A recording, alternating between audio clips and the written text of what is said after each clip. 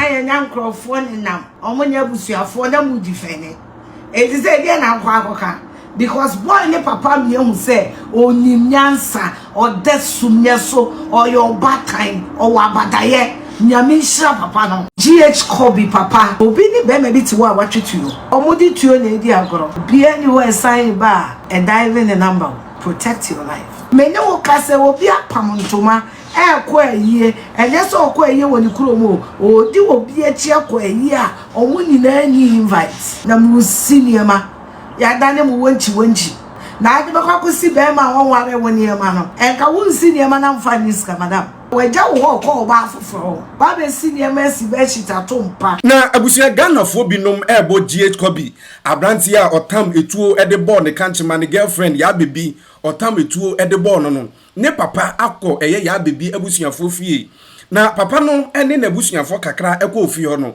ensem ne papa ne anisu okote ye ewo ya bebi e maame anim ne abusuafo nanim no menye sure say ya bebi no mo maame kura no betwe asem no efise papa ne kasem no okire mu se ne ba ye friend Kobby anase Hayford Boating bebia esefata no wakokoda na Afia Schwar ne gasem nso ba ye no waje atan na ni aso ye friend me Dan Kwesi Prince ha daily view GH so mesere so ba no subscribe na abusia no atumi akoso ayekese. This episode is proudly brought to you by Yes You Can Cybersecurity as you upon no US. Na impenifo se baby a wohwe mi free baby a wotie mi free omo bioma pono de ato de ama obi biara omo ye practical cybersecurity JRC IT audit training e de ama obi biara cybersecurity ho adesua ana wo ba besua registration one e free ye enye usikampo ebra wo register na impenifo se e wo training we mu no ye be kire okwan obefa so abeye cybersecurity fundamentals frameworks standard laws and regulation na ebra wa wie dwumadie na nas wa wie practicals na nas wo training no ye be nam eye dwumadie we so ama eye scholarship eye certificate ye be gina dwuma we so asama wanya eye visa e de atukwan akotoa wadesua so mpe we upeden fampanifo numbers na da screen so no panifo kire mu se wo Ghana ha so wo Canada wherever you are wherever you find yourself fampanifo numbers no wo pese wo register so a okọ ye comment section na se ya post link no wo ha wo betumi a register e online abusia yemra yensam so na ene nansani na oba Ghana ha samba akwa Ghanafo binum ye twene sere ne abasa wo tentan kase no so e ya abayo so no fefefa o da screen so ya ye friend no eye ya baby Philippa abayo so no an kanchema no komutwi wa ye friend no eye Boating Hayford agene nkwade ye friend nsem makotutu di abayo we na enne papa na de na abusuafo makoye ade o makoye wo ho na abusua esewoni na medamos Papa, ya ba enye de. Ya tinu from him. Se ano ne can't you maybe and now more country we live yes. I want I bear for 10 years. What we are eating you go to. I say when I say vice president or by my name, we so much right now. I feel my mean is getting this one. Watch it. Intimate and I don't know man.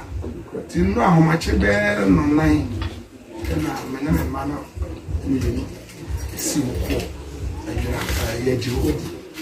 and part the control. So no so many part by on the troop. No me now by night baby about public news and I'm a trio from a minute. Okay.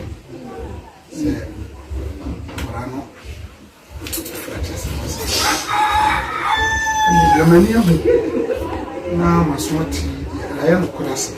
They will be dishing. And I'm dishing and then it took and one come. Yes, I'm a banana box. Said the almost from me and quick. I'm dishing. Or one of the banana to quite. Banana is buy Baby, yes, from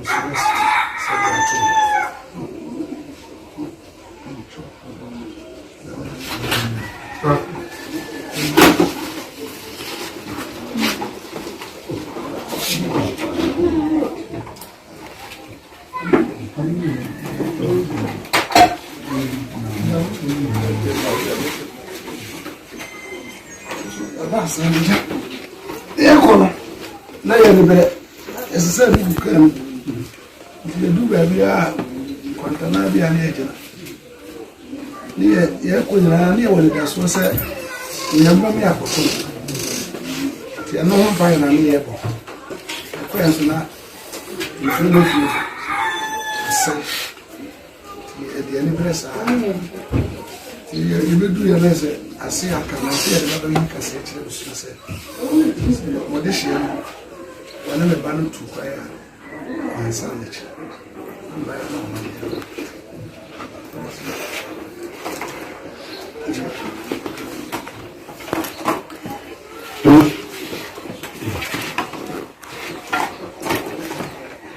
Le payaso la cayó. Le payaso la cayó.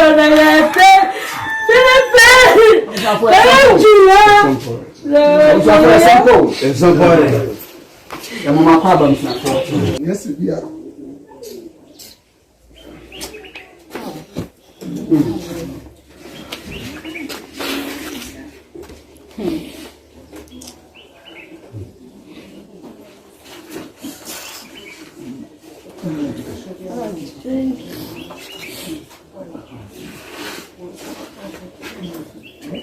I'm fast. I know that.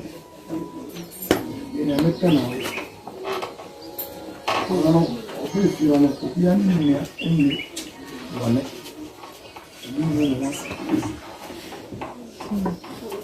yes, the message I want to say. My come on, coffee, I am papa. No, Corabre. The Baba Manadia. Today, we won't be a chidi. Na onkum. Na bia obede bia eye. Ha me bi senka. Akora no epra akora no tinkum. Ena eni kamaka se bese no ma nko yi no. Akora no wono wa wu ani a wo hye no. Enya ne da bre no. Wono so ba bi o da no. Wono so na wo. Nti me pa se you be cast it being as some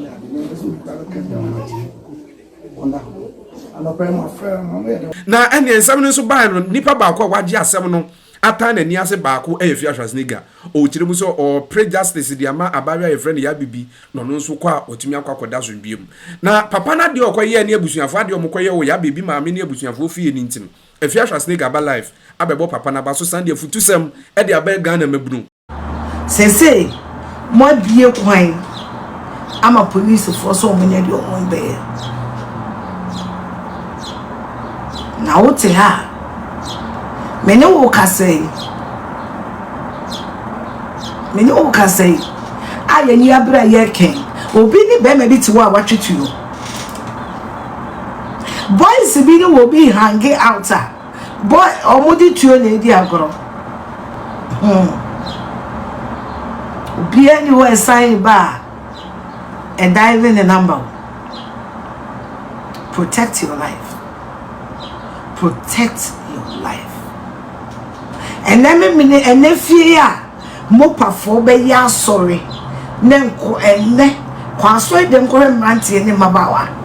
De bia me kam so pekunu papa kwaso re. Opekunu papa ope fine boy. Opekunu papa asori on keka bro fu Kobby.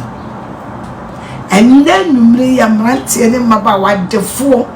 Wo mo wa adwuma ebe call night numre. Wo mo ni adwuma ebe dress ya ko club. Amo mo na fofo apa amo no. Consider pain. Consider pain. Consider pain. Koi mana die church. Consider pain. Mene wo kase obi apam ntoma ko aye enye so ko aye woni kuromo odi obi achi ko aye a omo nyina ni invite. Obi after weekend way kwaye and to man crop am ye sure say we theater lady neka because of car front because you better on someone. But on your toma we are messy wrong. Mumu be weekend when I'm feel. What the mommy weekend there be? Na mu senior ma ya dane mu wanchi na ade bakwa ko si be ma won ware woni e ma no enka won senior ma na mfa ni ska madam ubakwa na ne ma ye hipi agu ama obisi aba okwabonane eja no ho okobobo la ba waja wo okọ ba afoforo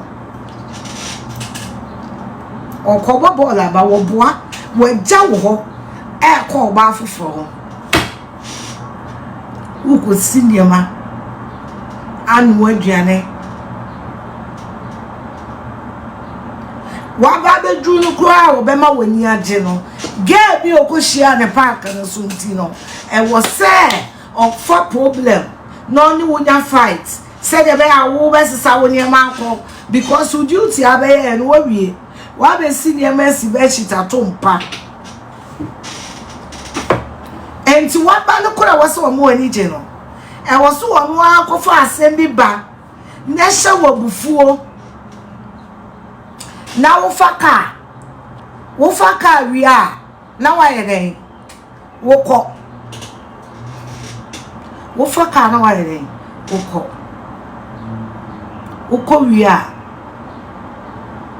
na ge no ko hia no abra wo senior ma no wo clean bathroom wa chuchu toilet no so girl no ka so okobobo le hia no sa na jo no girl no di ni be pie en consider ben sweetheart en consider ben honey en consider ben I'm speaking to you as a bigger sister en consider ben we are the serious girlfriend a year day en consider ben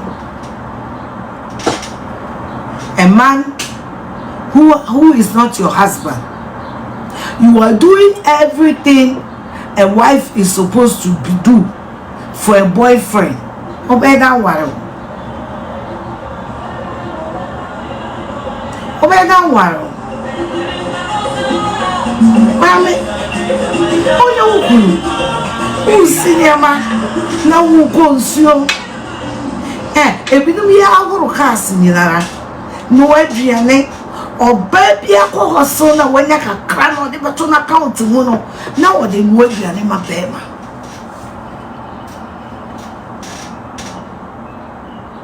oye ukuna memfa hu no oye wo mpana oba oye wo mpana oye wo mpana consider pain. Consider me.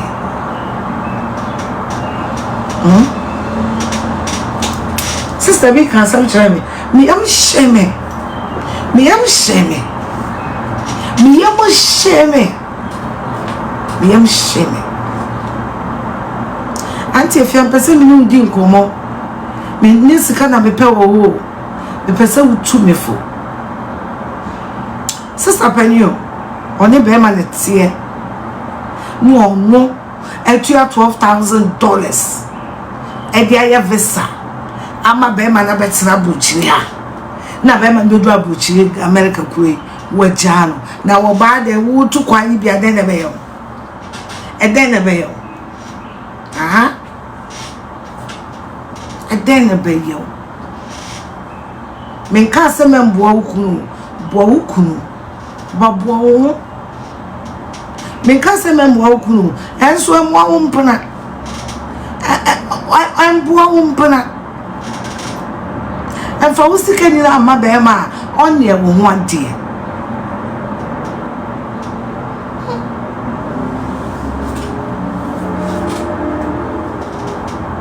Is this how you're going to spend all your weekends?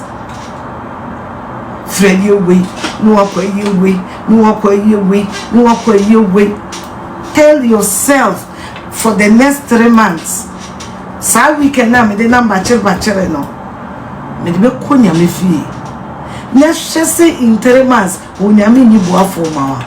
I'm telling you the truth. dedicate yourself. Dedicate yourself. Say radie. Say yes me mpena na wo. Me ne bebe bia ni ho. Me de mani ato so. Afia le class ni kire me.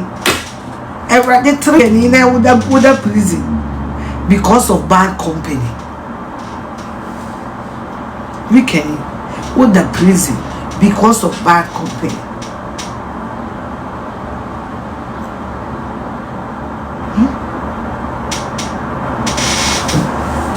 We should take our life serious. Generation, especially and when I am 2000 Mom farmer bravo serious. Abusiana nsem ni nyina no mabɔ ne tofa ede abrewa ni nyina mu ye bekoso de ne twire na de betofom bia nso ye be mu anya feelings nti mesere so ba no subscribe na abusia no atumi akoso ayekesena before me jam make hamo ami akono. This episode is probably brought to you by Yes You Can Cybersecurity Japan no US na empanifo kire mu se baabi a wo hwe mi firi baabi a wo tie mi from abi o montaba nkwadua na to de ama obi biara omo nam eye practical cybersecurity JLC IT audit training be kire okwan a obetumi afa so abeye cybersecurity ubenya nsanu adwuma so ate da bibia tumi adimu training we free registration no so free empanifo kire mu se wo training we mu ye be ma scholarship ye be ma eye certificate ye sambe kire okwan a obefa so enya adwuma ye se eye visa assistance na opa wo scholarship we mu no ye de ni nyina de ma se wo UK so wo US Canada wherever you are wherever you find yourself fan empanifo numbers na da oskunu so na ene empanifo monkomo na gi emu ntirimu yi ukọ ye comment section na senso a ya posti eye registration link na ubetumi a register na wahu sene asem no anase ntete no ebekọ no ye fra me Dan Kwesi Prince Macrao.